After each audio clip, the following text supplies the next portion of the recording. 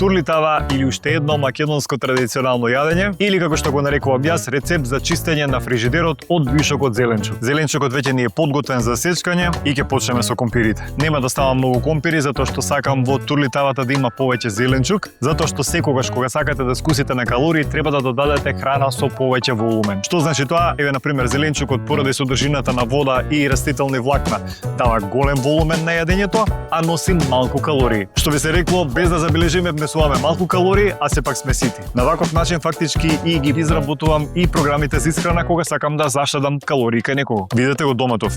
Ова ви се вика добар зеленчук. Во турлитавата ќе искомбинирам исечкан домат на парчиња и плюс изблендирани домати. Ви реков дека го чистиме фрижидерот од вишок зеленчук. На крај додавам и бамје, мислам дека турлитава без бамје не е возможно. Додавам и зачини, го додавам и месото што го сварив претходно и плюс сосева малку од течноста во која што се вареше месото. Сега цела оваа планина од зеленчук оди на пешење 230 степени 1 час со повремено промешување. И еве сега турлитавата директно извадена од рерна.